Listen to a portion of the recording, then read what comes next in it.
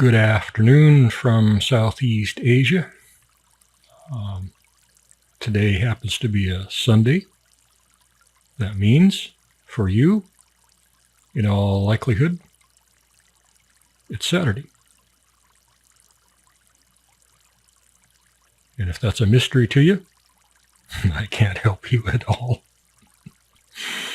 Okay, this will be episode, or where's my list here? This will be webinar, netcast, audio, live,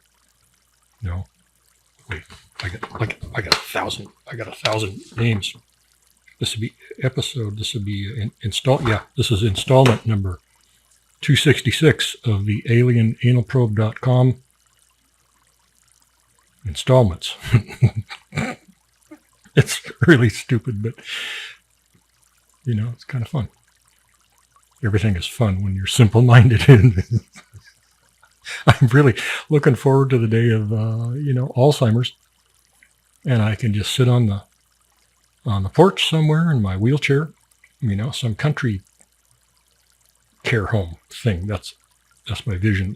It's going to be like grassy out in front, quiet, maybe some kittens, and probably big tree, big maybe an oak tree, something like that, maple tree, something out there in the yard, And just sit out there with my shawl, and there'll be some hot nurses come and wheel me in and out because I'll be incapable of wheeling myself. I'll make sure of that. And they'll wheel me out there, and they'll stand for a while. Make sure I'm not going to, jump over the railing, down the 4 feet to the grass, for to kill myself, something like that. So they're going to stand out there for a while. And you think about this now. You think about the freedom this will offer. I knew a blind guy, big, huge, fat blind guy. God, he had fun being blind. I think he would rather be blind than sighted. We'd go to restaurants and we just grab the girls. And he would take his coat. He would try to, he'd reach out and feel it. Somehow he must have had a little bit of vision. He could reach out and he knew where the titty was, and he would reach out and feel it.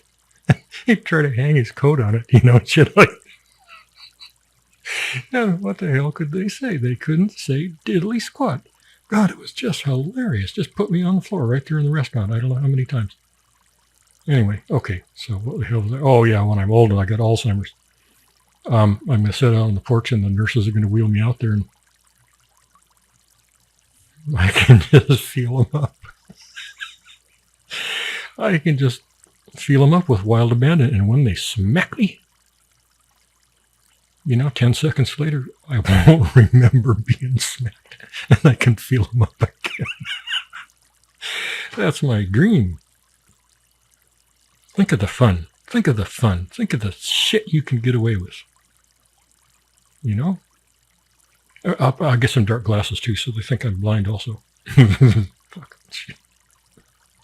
You gotta find pleasure in life wherever you can, because there ain't much otherwise. Okay, 266. We're on 266. All tapes are copyright 2023 by stockphotosworldwide.com. Whatever. I'm going to go through this again for the 500th time. If you see this material written, transcribed, audio, video, tapes, anything, if you see any part of our content anywhere, except on the RSS feeds, or except on our own server. If you see somebody else has schlepped it, get to us through Twitter, or like Gold Star, on Twitter, and tell us where it is, and we will sue the sons of bitches. We've done it before quite a few times. We like it. We've won every single time so far. And we've gotten really quite a lot of money. So if you see this stuff anywhere, tell us, and we'll send you a reward. We will truly, we are people of our word. We will do it, really. Whatever we get, we'll send you like a third. And sometimes the awards can be quite high.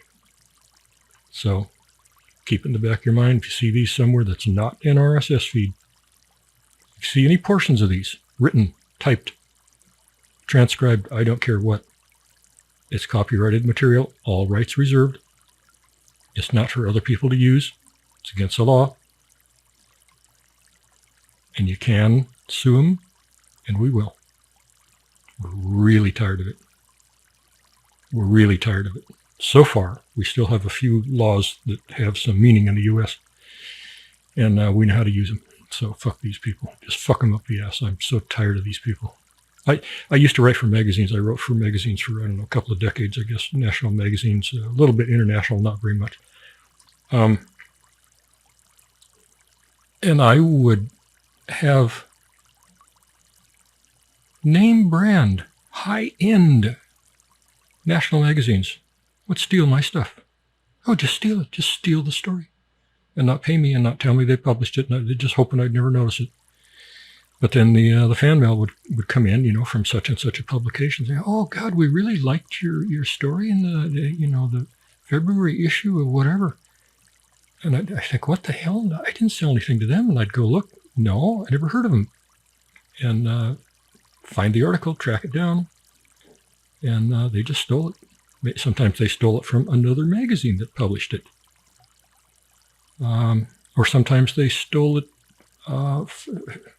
You submitted it somewhere and it didn't get accepted, and they just stole it and published it anyway.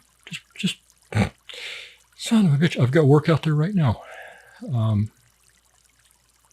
has been stolen, and I just haven't quite gone after it yet. I will. Somebody took a compilation of some of my aviation work and put it in a book. Just put it in a book. Never asked me. Nothing. They don't have any rights to it. They just put it in a book. So I gotta get after them pretty soon. I just discovered that recently. That's just horseshit. Okay.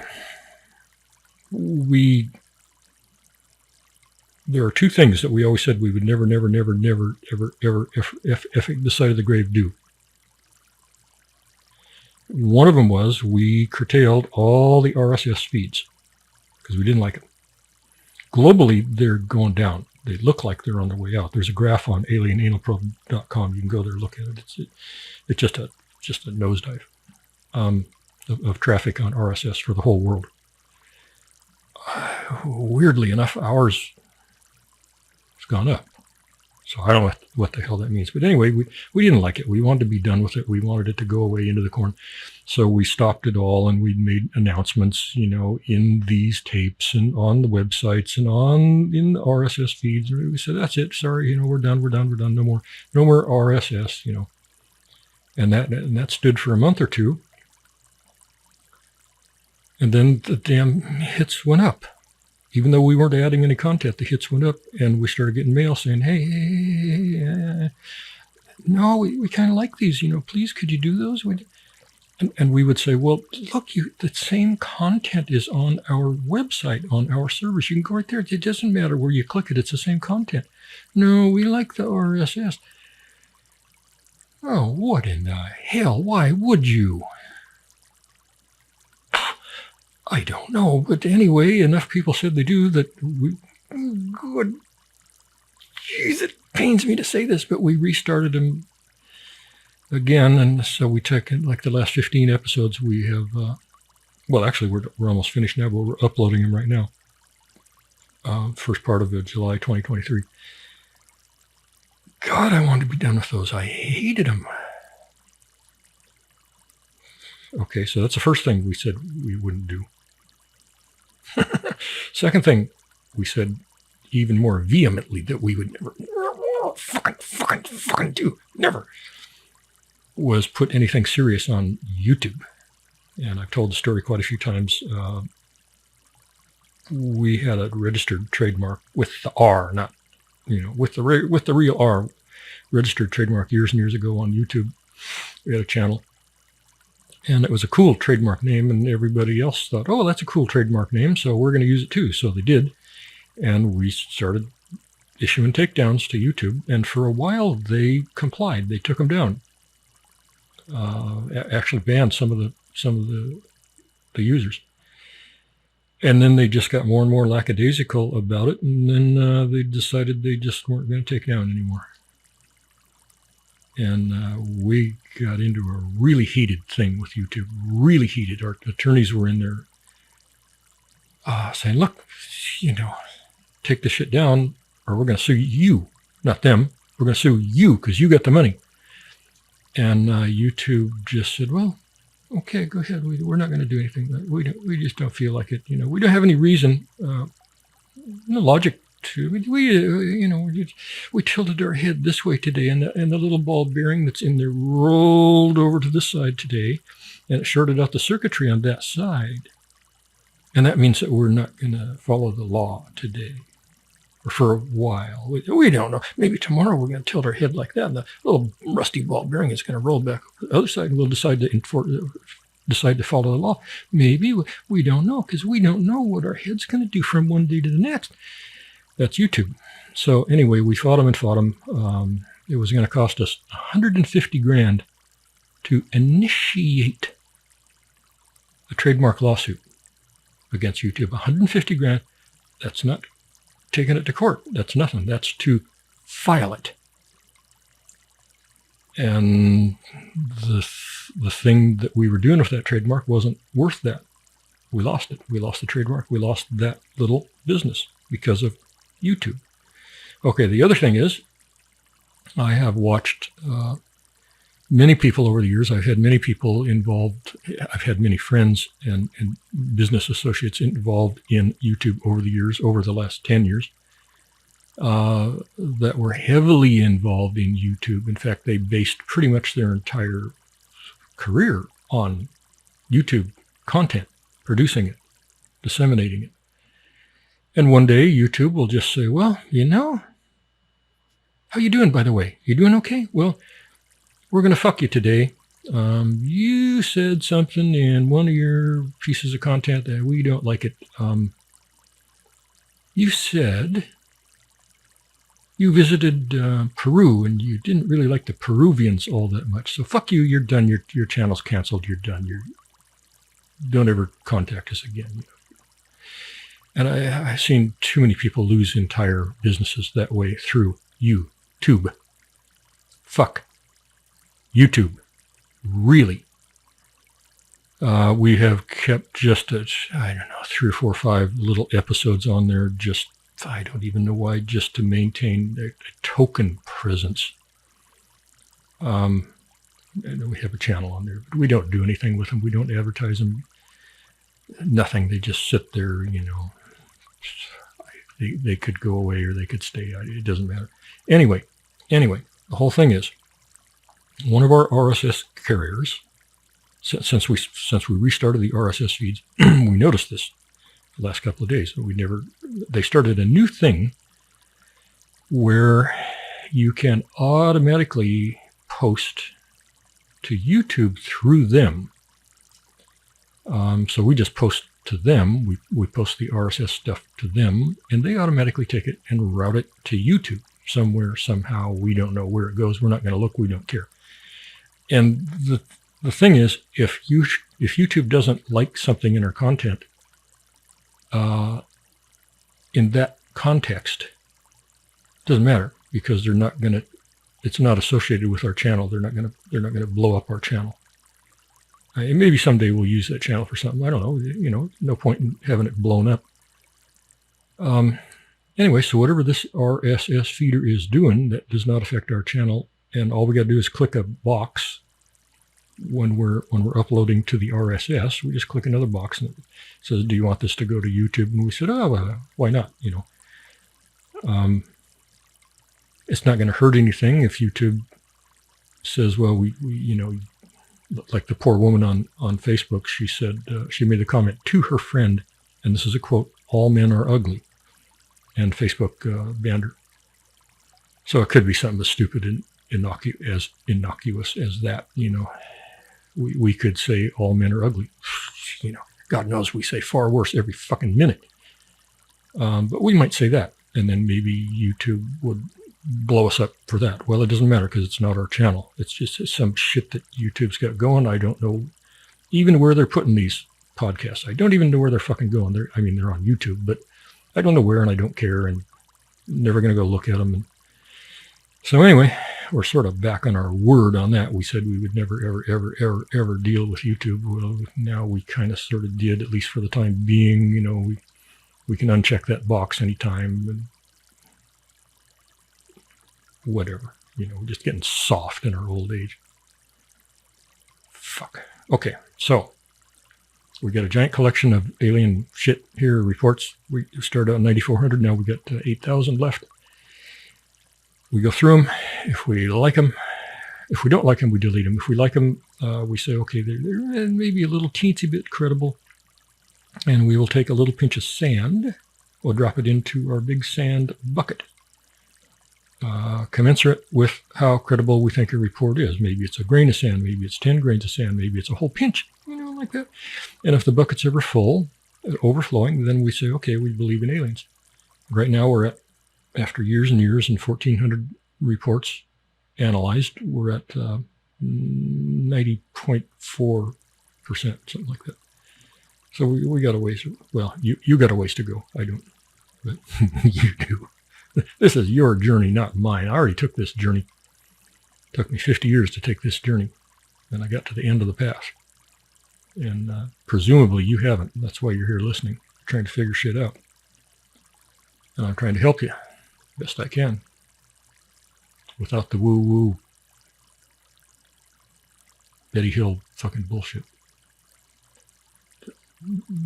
Yeah, I'm not going to do Betty Hill again. I just get a headache and I get kind of nauseous from the whole Betty and Barney Hill story. Anyway, okay. So we roll the dice and we start up, and here's our first one. Here's location is near Likhanova, maybe, in Ukraine. April 15th, 1980. Time is 23:50, or let's say midnight. I was in that region all last winter. I don't know this particular town. I don't know. It was a horrible, fucking dismal place. The people, in spells of no bombing from the Russians, the people, just ordinary citizens, all the water systems were fucked, and the electrical was fucked, and the internet was kind of sort of still going. I don't know how the hell they kept parts of that going. But anyway, there was no running water for anything. And so it would rain, and there would be mud puddles here and there in the street, whatever. The ones in the street on the pavement tended to be the cleanest water because they weren't mixed up with mud. And, the potholes were okay. And we got the monsoon.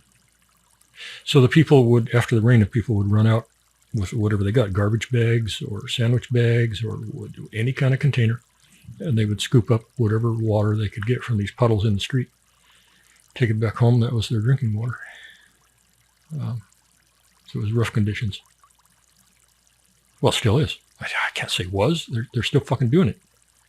I mean, right now the Ukrainians are making a little headway. I hope it continues. I don't know. We'll see. Okay, this is not an episode on Ukraine. Maybe sometime I'll do one. Okay, so anyway, this is 1980 in Ukraine. Air defense radars tracked 4 UFOs over the region. Then a 4th UFO appeared, and then it disappeared.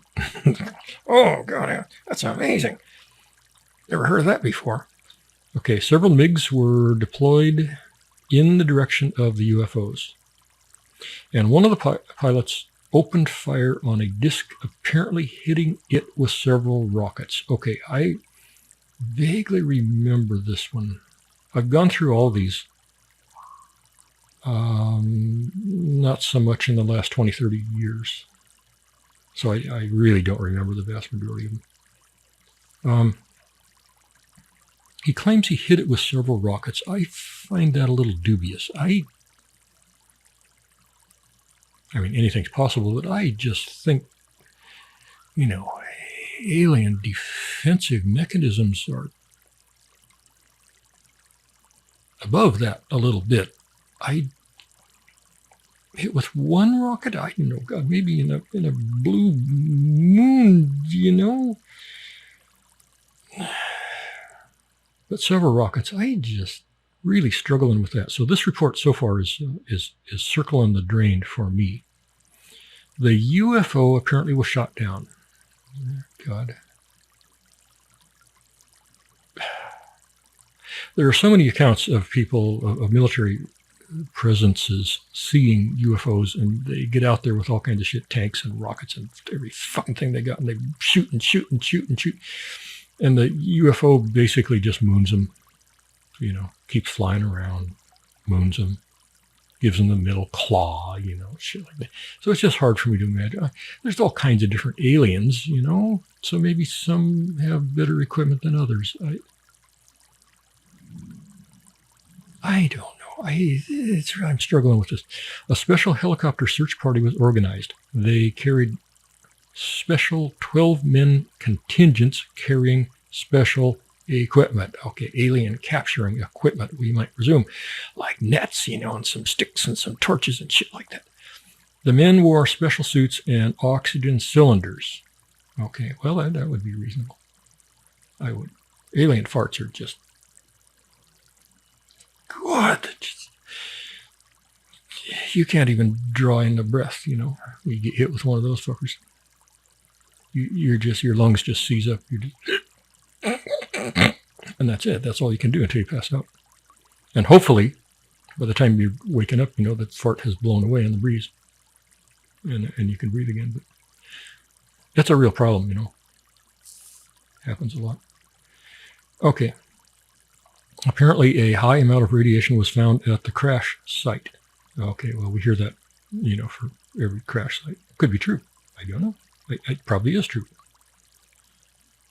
The object was described as a huge disc-shaped craft with a crack in the middle of a diameter of about 26 meters and a height of about 5 meters with a gentle sloping cupola. The top thing, the cupola, all right.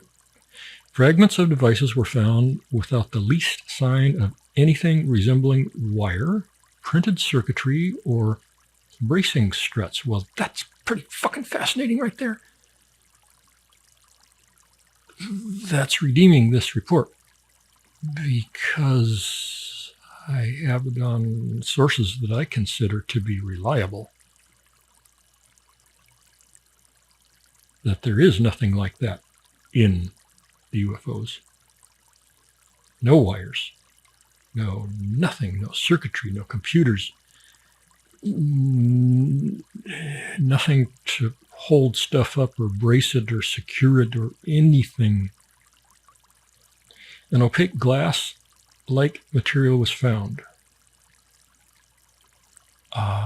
Okay, that fits with some other stuff. Some type of ornamental inscription was also found inside the craft. Okay, that could be parroted from claims of of Roswell and some other cases, or it could be true. We don't know. Inside, 2 small dwarf-like bodies were found. The bodies were transported from the area in special containers, and the craft was transported to Sverdlovsk and taken to a military airfield south from the airport. There, the disc was studied for 15 days, and later it was transported by helicopter to an area in Moscow, because Moscow and Ukrainians were in love, at that time. Kind of one and the same. Not really, but Moscow thought so. Local residents observed the crash of the disc and the work of the retrieval party. Okay. See, this is a good lesson for all of us. How much did you like this? How much did anybody like this and they're starting to think, man, I don't know, maybe, I don't know. It doesn't sound too hokey. Parts of it are hokey and parts of it are kind of sort of believable. And okay, so I imagine a lot of you were thinking, maybe. And then we get to the end. And what do we see? We see my nemesis. Fucking horseshit, cow-turd piece of goddamn dog crap named Anton Antfilov. He was Ukrainian. I thought he was Russian for a long time. He's a Ukrainian guy who wrote a lot of alien reports, and they were so hokey that they were just made you gag up. They were just not even remotely believable, I think, but I don't know. I think he was trying to sell those to Western ufologists. I don't know. I think so.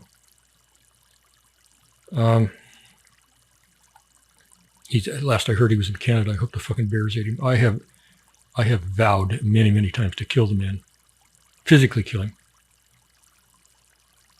with my weapon of choice, which would be a ping pong paddle. I chose that because it would take a long fucking time, probably weeks. Fuck. I'm just hoping the bears ate him, I'll go up there. I'll train him to eat Ukrainians, I liked almost every Ukrainian I met there. So Anton is, maybe he's a Russian Ukrainian, fucking shit. Now, anyway, this also says, source, Anton Anfilov, quoting Yuri Alexandrovich Smirnov. So now I'm not 100% sure that Anton wrote this thing, because it's not as outrageous as the shit that Anton writes. Because I was kind of going for this. I was going to give it some credibility, probably a little bit, probably 5 grains of sand, something like that. And then I see Anton's name, and then it's done. It's just done. It's out of the running. It says Anton was quoting this other guy. If it's a direct quote from a report from another guy, then maybe Anton didn't have much of a chance to fuck it up.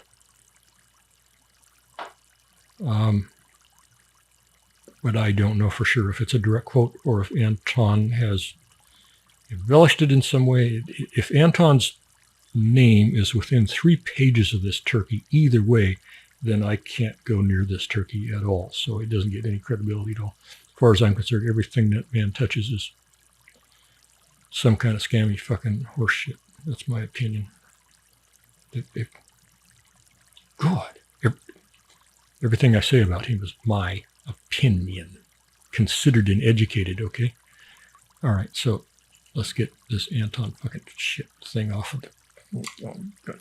I have threatened before to just do a string search through the database, and every report that's got his name on it, we just automatically delete it. But that's not really fair. I mean, we're doing an investigation. You don't throw away data, even if it's shit data. You look at it all. And then, when you look at each piece, you say, well, that one's shit, that one's shit, that one's shit. You throw it away then. But you don't automatically throw it away before you examine it. So that's what we're doing.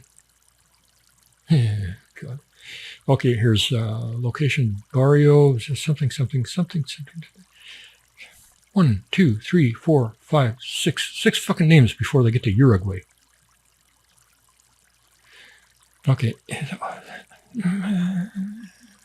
April 20th, 1980, time is 0040, so 12:40 in the a.m. in the morning.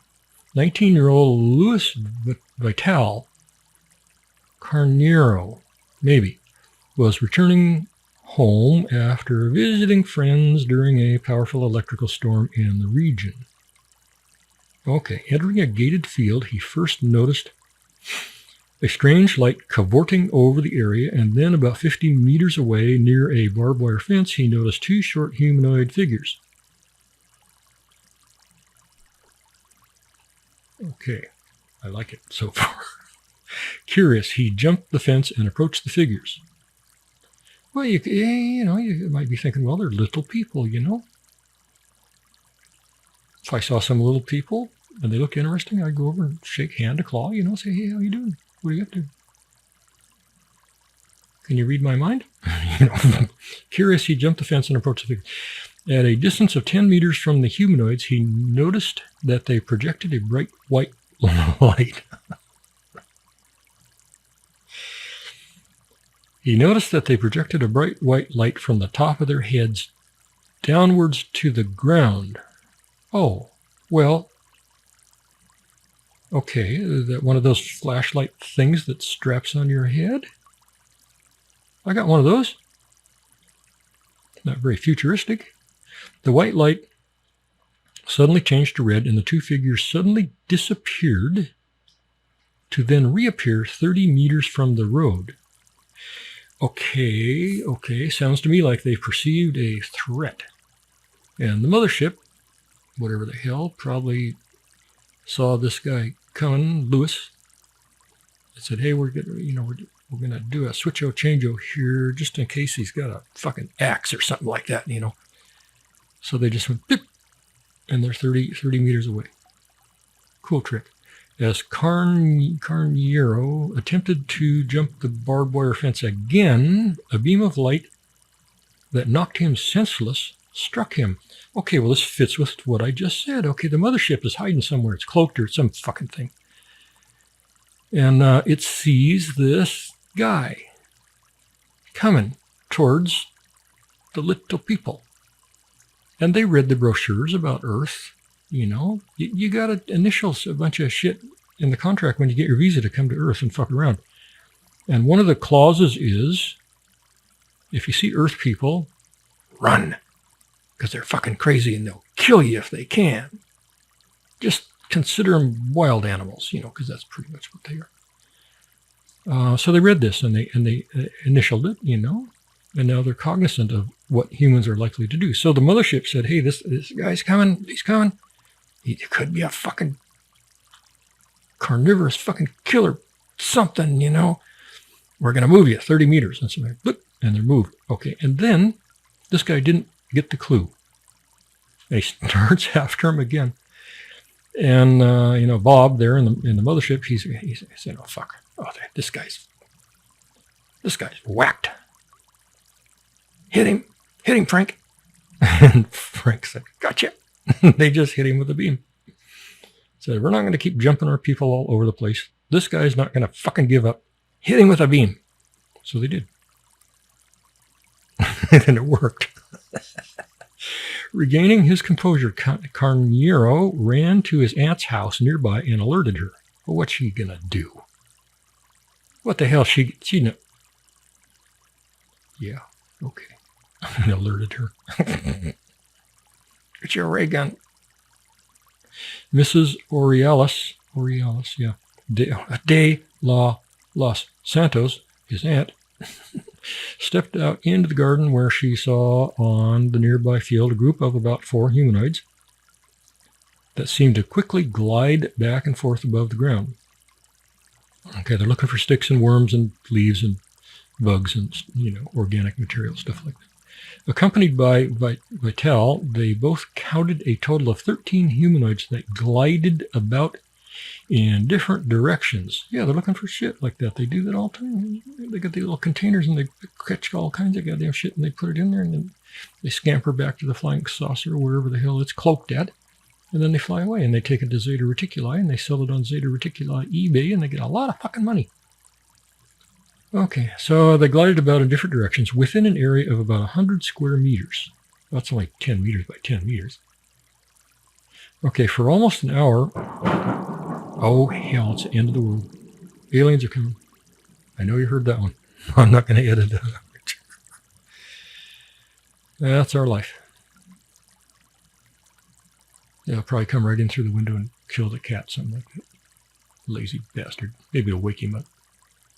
Maybe it'll give him special powers or take away his special powers or some damn thing. Light up his life at least. Okay. So for almost an hour, the witnesses watched the strange humanoids cavort around as if playing. Dang it, this is reported a lot. Some aliens seem to do an awful lot of playing. And I almost get the impression, here's my theory. I got a theory for everything. Here's my theory. They're cooped up in the stupid damn flying saucer for the 2 weeks from Zeta Reticuli or whatever. And they get to Earth and they think, oh, this space. Oh my God, it's glorious. And, they just want to play around. Play some games, some catch, badminton, something like that. Vital Carniero again attempted Fucking shit, this is one persistent son of a bitch, isn't it? Vital Carnero again attempted to approach one of the humanoids. What a son of a bitch. What an annoying motherfucker. He again attempted to approach one of the humanoids, but again was knocked down by a beam of red light that seemed to originate from the creature's head. Well, good for you, little creature. Jesus Christ, this guy needs to get a clue. He fell to the ground feeling as he had been struck by lightning. Thank you. I love these little creatures. God, my kingdom for a light that would do that. Man, you could speed. What are they going to do? What are they going to do? You just paralyze him. What the fuck? Concerned for his safety. Well, she is, but he's not, because he's a dumbass. Mrs. de los Santos ran to her stricken nephew and dragged him inside the house. That's hard. You ever tried to drag an inert body? Unless they're really, really small, it's freaking hard. It's in the neighborhood of 10 times harder than anything you can imagine. You look at a body and you think, well, let's drag this turkey over this way, you know. Yeah, good luck. Even with two people, it's hard. Really hard.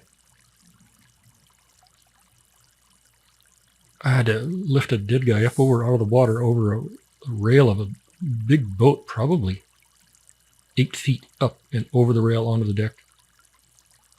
That was one of the hardest things I ever saw. God almighty. Whatever. Okay. Dragged him inside the house. From inside the house, they both could still see the short humanoids gliding about. Well, they don't really care then. They're pretty confident in their little ray forehead light things. So they're still gliding about. Plus, at about 500 meters away, behind some trees, here we go. What did I tell you? Behind some trees, a large, bright, silvery light that appeared to be on the ground or rising slowly up and down. That's the mothership, I told you. The witnesses described the humanoids as 60 centimeters in height. Well, there's 100 centimeters in a meter. That's about 3 feet, so 60 is pretty stinking small. I'm thinking you could take 3, 4, 5, 6 of those. Except for those fucking lights, you know. Those lights could be problematic. If not for that, you could take them, you know. Auntie could probably take 3. I don't think they're in really good shape, you know. They're just cooped up in that saucer for, you know, God knows how many light years. I don't think that, you know, nobody's ever reported seeing a gym or anything inside a flying saucer, so I think they're in really bad shape, you know. 6, you could take 6 for sure. The witnesses described the humanoids as 60 centimeters in height, with very large heads, triangular faces, large pointed ears. God, it's Frankenberry. It's his fucking kin. And rounded eyes. Oh Jesus, that's him. That's him. That's his family. That's how he got here. They fucking dropped him off. Their bodies were small and rectangular in shape. That's Frankenberry. I think he's going to be in this video. So watch in the back there, because we're still on the bottom of the fucking ocean, you know. Looking at the Titanic. We've had this small malfunction, and you know, we had a teensy tiny little leak, you know. No big deal. But it got a little worse. Coming in through that porthole there, you can see it right there, you can see it. And, you know, we've been bailing out the water, but man, it's kind of coming in a little faster. But Frankenberry got word of that, and he said he's going to come down and take a look from the outside, you know, so he said he's got his fucking spacesuit, so, you know, nothing can hurt him. No,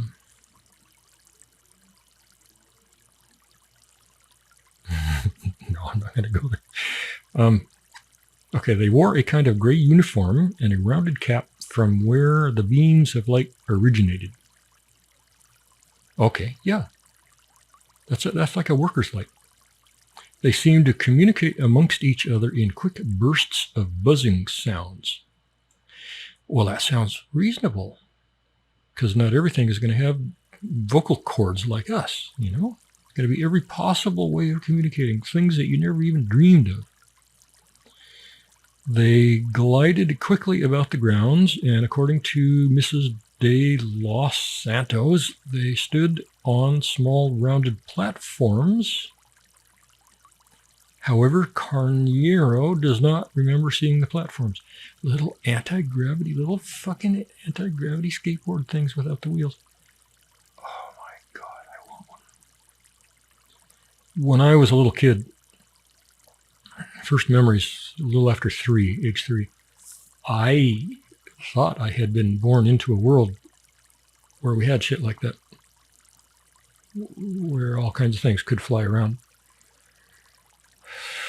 I was about 3.5, and they gave me my very first little pedal car thing. And it was really nice, really pretty little car. And I went out and looked at it, and I was excited. And I said, well, can it fly? And they looked at me like I was a stupid little spud moron. I said, no. The fuck? And then I just lost interest. It's like, oh, what the fuck? What'd you get me this thing? Can't fucking fly. What's the point? You know, what you want me to just, pedal that around on the ground for Christ's sake? Well, that's just stupid. That's how I felt about it. I had it for one day. Somebody stole it. Yeah, it's amazing what you remember from these stupid reports. He did not see the platforms. Auntie saw them. I'm sure they had them because they're reported again and again and again and again and again. Okay, is Anton involved in this damn thing? No. Thank you, Jesus, for that one small thing. Okay, I have made any number of really stupid jokes about this, but the fact of the matter is I like it quite a lot. It fits with, let's see, this is 1980. It fits with all kinds of stuff going back 100 years. It could turn out to be some hoax, stupid, damn shit thing. And in that case, if it is, we will not have lost that much credibility. But I'm going to give it 100 grains of sand, so we will lose 100 grains of credibility. Now, when we fill this bucket up, we're not going to stop when it's level to the top. We're going to go overflowing, and then we're probably going to go quite a bit more than that. So if we lose 100 grains, it's not going to hurt us at all. But I'm going to give it 100 grains. No, I'm not. I'm going to give it 150, because this is, I've considered this carefully. 150 grains. That's almost a record. Except for certain cases, that's almost a record. Nice case, nice story. Okay, if you're getting the video part of this, you notice that now you can see these on your screen, so you can read them. So when I'm interrupting and saying stupid, inane shit, you can just keep reading. Just turn the sound off. Just read the report. You might get more out of it that way. Diarrhea of the mouth. Okay, whatever. I don't care. I like it. All right. What are we doing here? We're at, oh God, we've taken a lot of time. Okay, Santa Rosa, Argentina, April 22nd, 1980 times 1980 time is 1940. A man driving his car near the city outskirts saw something falling near some high tension cables. Called a meteorite. It was room size. No fuck. It was room size. The vehicle suddenly stopped and would not restart again. Okay, that's really common. Cars stop because it seems to screw up the electrical field in them. The witness got out of the car to check under the hood. Yeah, good luck with that, buddy. When he suddenly felt a chilling breeze at his feet. Why at his feet? Well, it could be because really cold air tends to go down. Open a freezer door sometimes, a big walk-in freezer. Open the door and watch how the condensing cold air just falls and hugs the ground. It doesn't go up the ceiling. So that's kind of that's plausible. He then looked up and saw a very tall, gesticulating being. He ran towards his car, then saw another similar being. He's going to get probed. I got a feel for this shit now. After 9,400 reports, I pretty much know what's going to happen. They're fixing to probe his ass. What's the name of this website? alienanalprobe.com. Okay. I can see this coming. See if I'm wrong. He ran towards his car to get away from the one. Then he saw another one. Both humanoids were wearing shiny black diver suits. Okay. 100,000 times we've covered this. The suits are almost always tight-fitting. Very, very, very often they're silvery. But at least as often they're tight-fitting. And I don't know what the hell the point of that is. It could be just because they're comfortable. I have never worn spandex. I have never planned to. But now I'm curious. I think if I see a sale on some, I'm going to go buy some and, put my tighties on and see if I just never want to take them off. Maybe that's all there is to this. They're just comfortable. I don't know. Maybe. And the silver, we have suggested acts as some kind of a radiation barrier because they seem to be just dirty as hell. Radioactively. Okay, we're going to die soon. I can feel it. Oh, wait a minute. No. We're at the bottom of the sea. I forgot. Hell. Okay. And both humanoids were wearing shiny black diver suits. They then approached the witness. Yeah, see? I told you. He described them as 7 foot tall with webbed hands, protruding mouths. I'm thinking suckerfish. Long pointed ears. Thinking Frankenberry. And almost no hair. Thinking Frankenberry. Their eyes were hollow. This has been reported a lot, and I don't know what to think about it. Hollow, just basically eye sockets, and sometimes they don't see any eyes at all. And I'm thinking, what the hell is that about? They got plucked out, both of them? Maybe from an evolutionary standpoint, okay, the eyes that are really, really sunken would tend to be protected more. On the other hand, it would cut off your peripheral vision. So if the dinosaurs are coming, you're not going to see them, if they're off to the side. Hollow eyes. I just can't speculate on that. No nose. Okay, I kind of sort of can get that. No nose was visible. Okay, their faces resembled that of a skull. Oh, Jesus. Oh, God. You want to be probed by that? Little lady? I want the video. I'm not going to do I'm tempted to go Howard Stern. I got so many Howard Stern ideas, but I don't have the balls to do them, I'm just going to write them down, send them to Howard, and let him do them, because he'll say any fucking thing. Fart man. The beings moved their lips but did not speak. Well, do they even have lips? Maybe they just got like skull jaws. One of them took... Oh, God. Here we go. You get ready? You ready? One of them... I think these guys look like Skeletor. Okay, remember him? That's what I'm visualizing. One of them took the witness hand with both of its cold, dead Skeletor hands. And the witness then began to feel weak and dizzy. Yeah, no fucking shit. I don't care if they got alien powers or not. I feel weak and dizzy right there. I probably pee my pants. He then fainted. Yeah. That's the proper thing to do. And later found himself a half-mile away from where he had been originally, and somewhat confused with a really sore ass. No, I didn't say that last part, but you know damn well. You know it. Okay.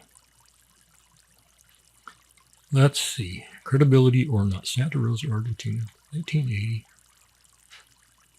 Well, okay. I've told you that when people are making stuff up, they will often or almost always try to make themselves look or sound in some way that's beneficial to them, like braver than they are, or more handsome than they are, or smarter than they are, or something. If they figure if they're going to make this stuff up, they're going to get some kind of a perk out of it. Excuse me, and that guy didn't do it. He just said, look, I fainted and I peed, what the fuck? So that's good. That gives credibility to it. Another thing people do is they add way, way, way too much detail because they're trying to convince you. And as they're going along making shit up, they're thinking, let's see, did they believe it yet? Did they believe it yet? Did they believe it yet? No, I don't think they do. Let's add this. Let's add this. And so like Anton's stuff, a simple story turns into 19 pages of gibberish, fucking lying shit. It's so obvious. There's one that I did way back. I don't know, about one. God, I don't even know. Probably about episode 170 or something like that. I don't know, 160. I don't know. It was this long, convoluted fucking thing. I should try to find it, and I'll go through it again. At that time when I did it, it's like a 2-hour thing to go through the one report. The detail is exquisite, although it's mixed up and messed up. It's a long, entertaining story that about a third of the way through it, I started getting ticked off because I was getting the idea, oh, this is bullshit. Halfway through it, I was pissed because I knew it was bullshit, but we had to continue on, forge ahead. And then 3/4 of the way through it, I was enraged because it just got more and more absurd and ludicrous. And by the time I got to the end of it, I was just swearing and screaming. It was, not a real flattering moment. Probably, I don't care. That's how I felt. It was real raw emotion. Okay, I should get that thing and go through it again. It wouldn't be shocking to me this time because I know what to expect in it. But maybe I could actually do a better job of it without the rage. But anyway, at the end of it, there it was, Anton Anfilov. Author Anton, God fucking hell. Anyway, this one does not have a lot of extra detail. He just pretty well summarized it. This is what I saw. I finally made it home and he's confused. Okay. Credibility or not? Yeah. Not a lot. I mean, there's not multiple witnesses. There's no radar traces. There's no radiation readings. You can all do so much with a report like that, but I'm going to give it 20 grains of sand, and that's a lot. I get a little more liberal in my after so many years of doing that. So 20, can I go 20? Yeah, I go 20 grains of sand. I kind of like it. Okay, and I'm thinking maybe last one. I don't know how much time we'll have left. We're trying to, God, we keep changing the time format. Sometimes we're trying to do an hour. Sometimes we're trying to do 2 hours. Sometimes we're trying to do 30 minutes. Just whatever we think might be a good idea at the time. None of them are a good idea or a bad idea. It just is what it is, okay? So right now we're kind of sort of loosely, roughly trying to do 1 hour. I don't know if it makes any sense or not. I don't really care. We just spew shit. And if you get tired of listening, then you you hit the off key, that's all. Mark the position if you want to come back, That's it. I watched, there was a guy on YouTube last night. He was a pretty credible guy. He's really good at telling stories of all kinds. He takes really complicated stories and he makes them very clear as you can make them. And he's been doing podcasts for, 100 years probably. And last night I tuned into one, and he's doing this thing about monsters. Something about the rangers in the parks are scared or something like that. You could find it on YouTube. And the first one was about somebody, a ranger and some guy, and they saw a dark shape in the park, and stuff like that. And I think, okay, that's kind of fun. That's a fun little story. It's a really good late night, you got the girlfriend under the blanket and you got her top off, and you want to make her listen to scary stories, So I saved it, and that's what it's for. And then he went on to the next one and the next one. And it got to about a half hour. And I thought, okay, where's the end? Where's the end? This is good. I saved it, but where's the end? And then he went an hour. And I thought, wow, this is, he never did one for an hour. Usually his stuff is like, 14 minutes, something like that. And then we got to an hour and a half. And I said, oh my God, the monsters were kind of wearing thin. I got to 2 hours. And I thought, fuck this. I just turned it off. I still saved it for the girlfriend, but so when you get tired, when you think you're starting to get tired, shut it off then. Don't wait until you're really tired. Just shut it off then. It's like some other activities. Don't wear out your welcome. Alrighty.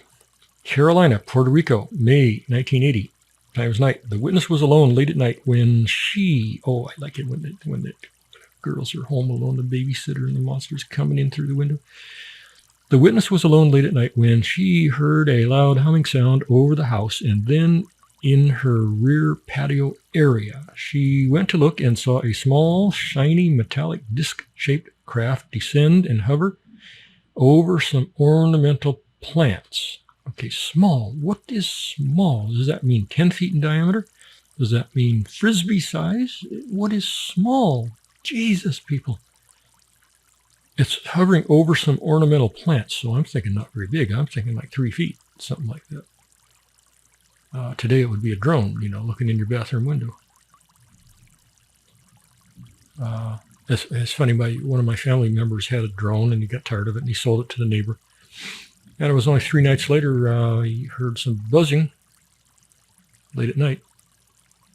Opened the curtain, and there was that drone trying to look in through his bedroom window. So, people are fucked. So this, this is 1980, no. Okay, no drones. The witness stepped back, and suddenly a huge man-like figure materialized in front of her.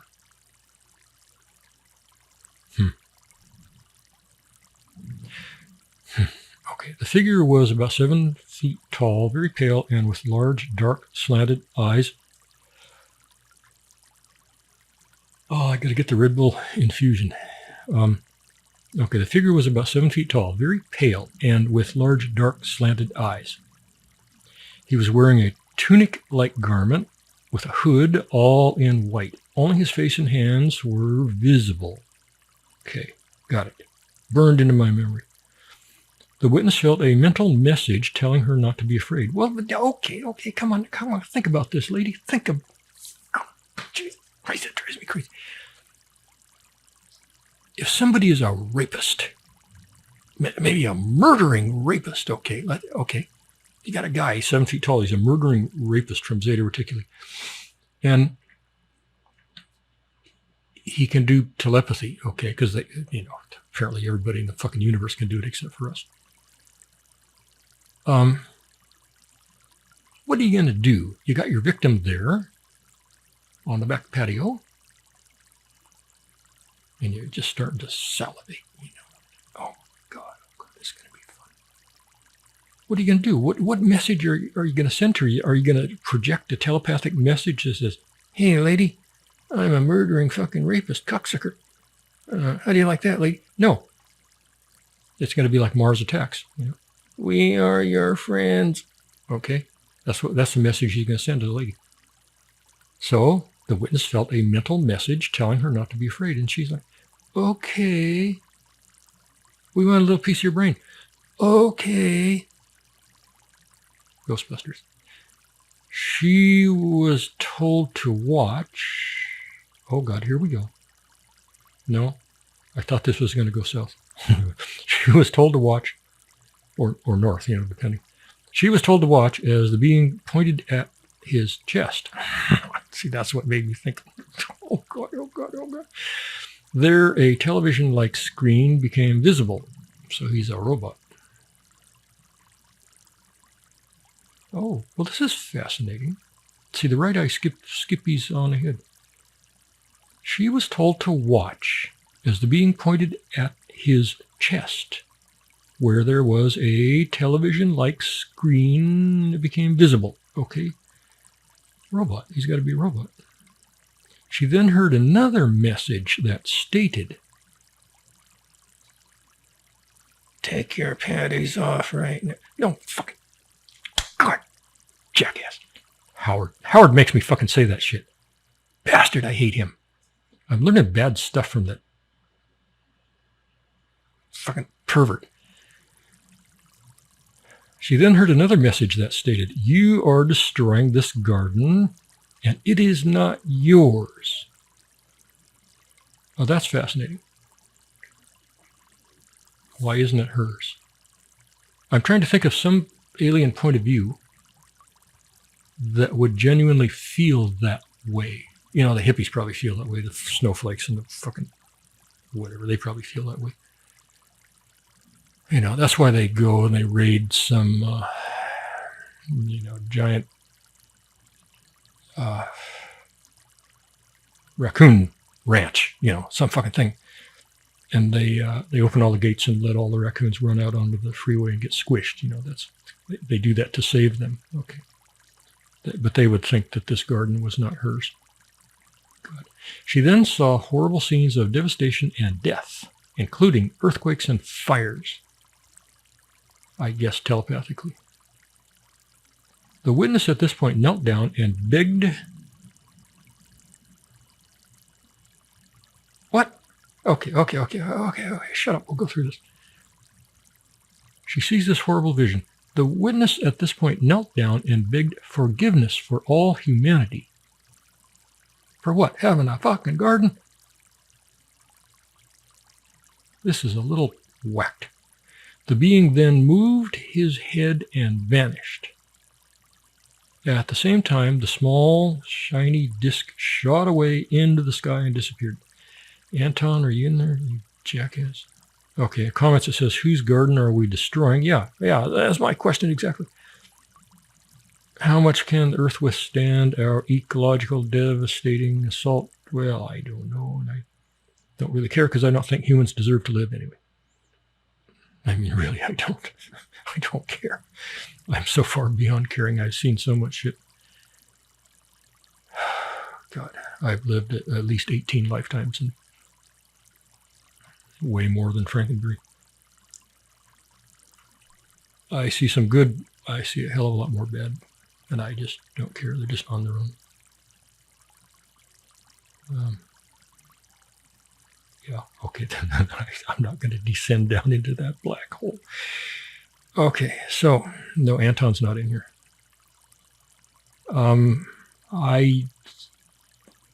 I think probably assuming this even happened at all, which is highly dubious, probably what this creepazoid is trying to impart to her is that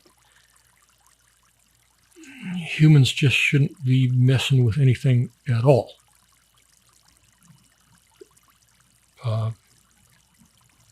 Well, it's kind of a purist point of view, I mean, we are part of life on Earth. We are part of it. So would he make the same argument and say, "Hey, you, Mr. Beetle, don't eat that fucking leaf. That's not yours to eat." I'd like to debate this with that sucker. All right, credibility or not, I give him 5 molecules from 1 grain of sand. All right. Where are we at? We're over. Yeah, we're a little bit over. Is this thing any good? Wait, I want to see how long this is. That's not too bad, and it comes from what used to be a cool place, Hat Creek, California, May 1980 times night.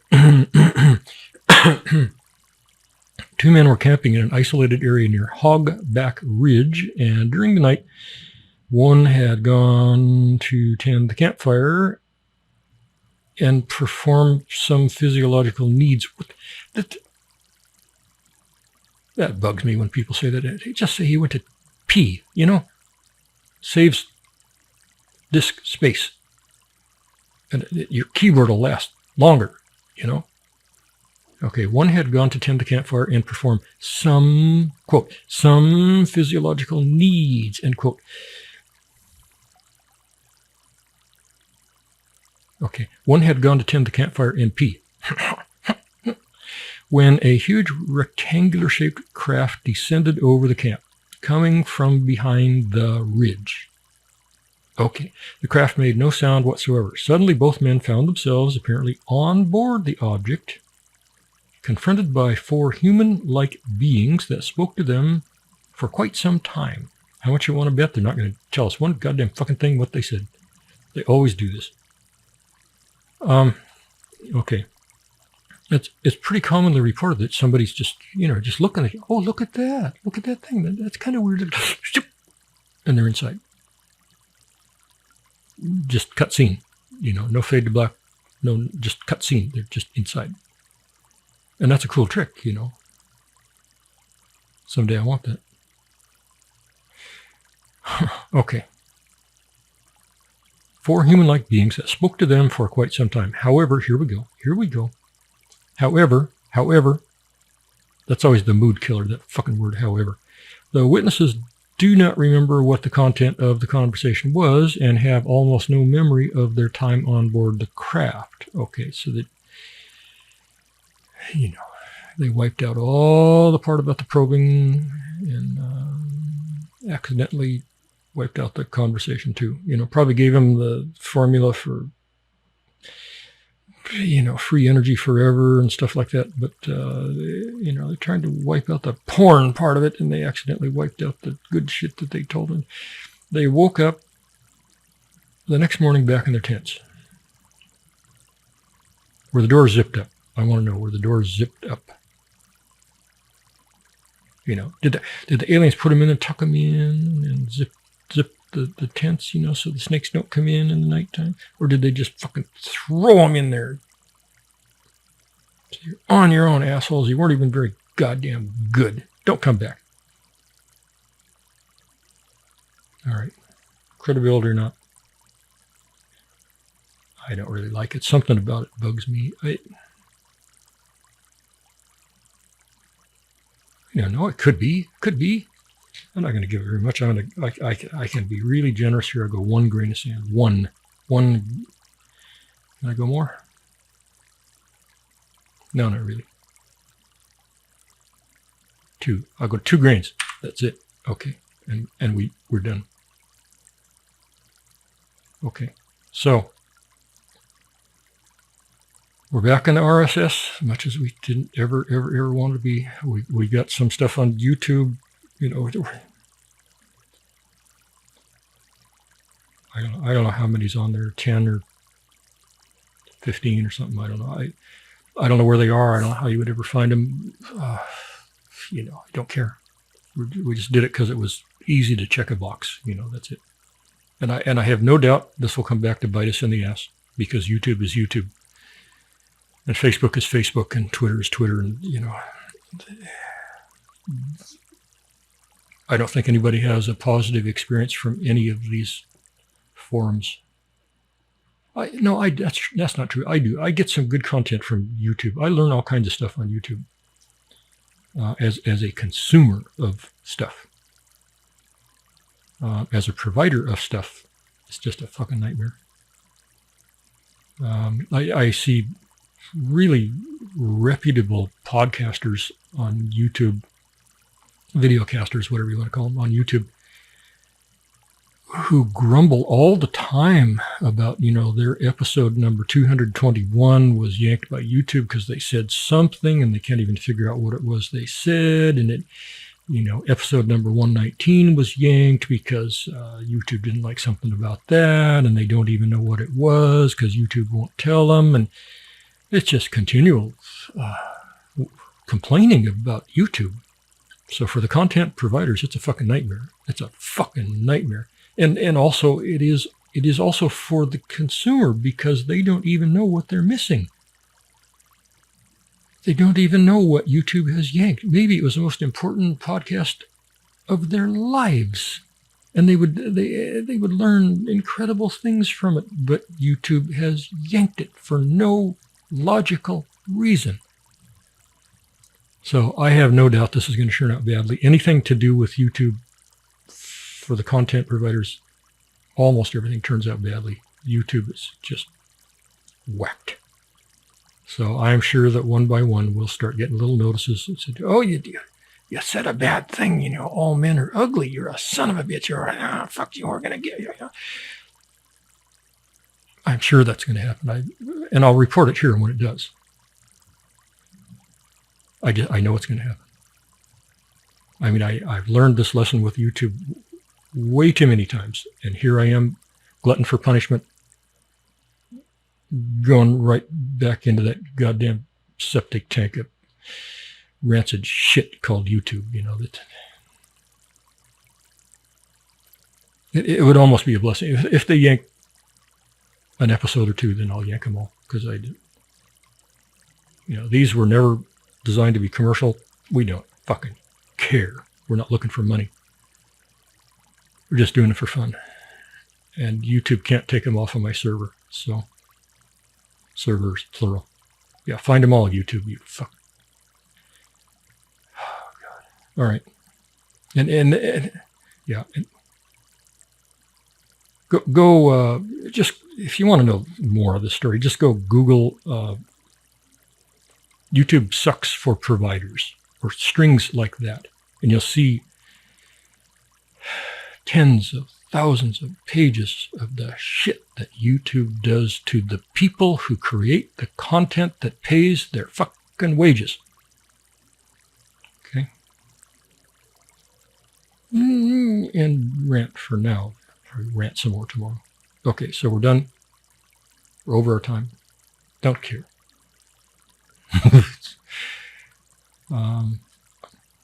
Somebody said Franklin was swimming by in the background out there. He wanted to look at that leak, see if he could fix it. It's getting deep in here now. It's, up over my calves. And we got people bailing, so we got a bucket. We were as well equipped as the Titan 1, because we brought down a plastic beach pail to bail with. And I mentioned before that, they imploded because they built it out of carbon fiber. We, on the other hand, built ours out of fiberglass, so we're far smarter. We ain't going to implode, we're just going to sink and die slowly. That's all. Alrighty. Thank you very much, and good evening and good night. Where's my camera? She moves it. There you go. Good night.